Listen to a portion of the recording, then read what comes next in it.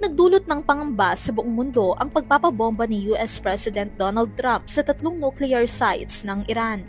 Nakadagdag kasi ito sa tensyon sa Middle East sa pagitan ng Iran at Israel. Pero hindi lang ito ang ikinababahala ng lahat.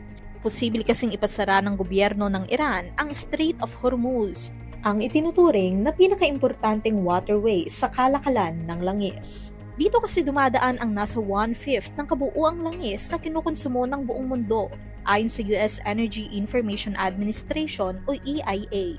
Malaking bahagi sa nasabing langis ay napupunta sa Asya.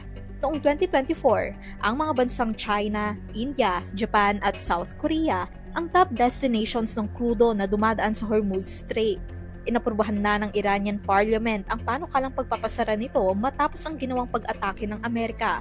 Kung isasara ito, direkta nitong maaapektuhan ang United States dahil tataas ang presyo ng krudo sa pandaigdigang merkado.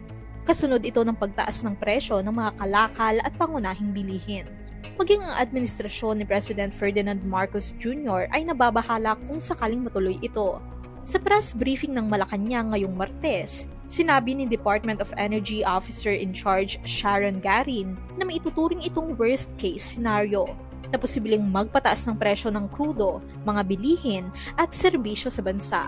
Tiniyak naman ng palasyo na mayroong oil buffer stock ang mga oil firms sa bansa na tatagal hanggang 30 araw kung sakaling matutuloy ang pagpapasara ng Hormuz Strait.